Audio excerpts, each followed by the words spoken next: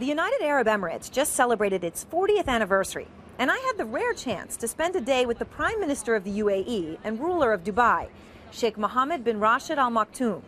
He's known here as His Highness. He's the man who dreamed up and delivered Dubai to the world. He took me on a 35-minute trip to an Emirati cabinet meeting where I noticed 4 women ministers.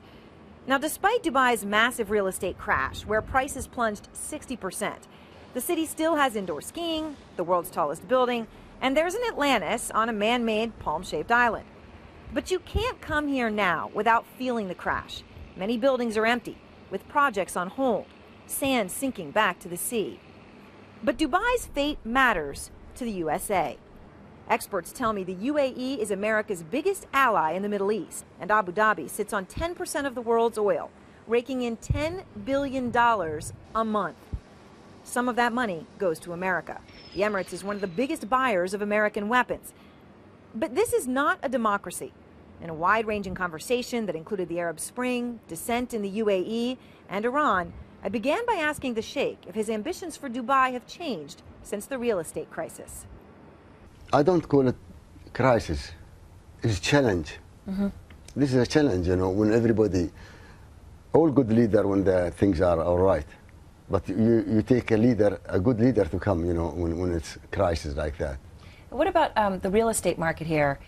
The Europeans own a lot of real estate in Dubai. When you're here, you see a lot of Europeans on vacation, Europeans buying property. Is the European crisis affecting Dubai? Of course. I mean, even the American crisis or the European crisis affecting the market. But we are here better than anywhere else. We get out of the crisis and now we back building again.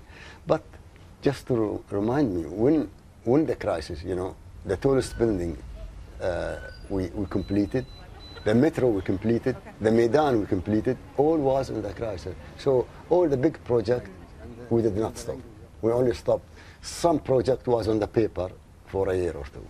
I was surprised when I was here in May for the graduation at the American University Dubai, and I made a comment about I was covering Tahrir Square during the revolution, and the students in the audience were cheering, and you were supportive of them. And I wasn't sure whether you would be supportive of them. I didn't know exactly how you would react. So what is your view of the Arab Spring?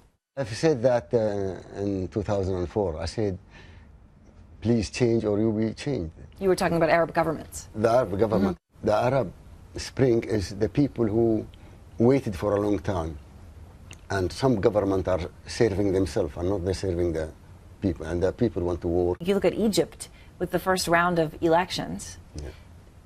They have democracy, but democracy is going to elect the Muslim Brotherhood and the Salafis, very conservative Muslim groups. Some people have said they're worried that Egypt, which is so important to the Arab world, could become like Iran, that they could democratically choose to be like Iran with an Ayatollah, with a totally religious society. Do you have that fear at all? No, I don't, because Egypt has a very strong army watching what's happening and giving the lead for this party. And what about in Syria? What do you think is going to happen in Syria? I think Syria is more complicated than Egypt or Libya because they have Iraq behind them, they have Lebanon, they have, you know, Hezbollah, all that. So it is the same as everywhere else. The people want jobs, they want opportunities, and they're asking for it. Unless Bashar change and start making things good for the people, or they will carry on like that. Or he'll go, if he doesn't change. Yeah.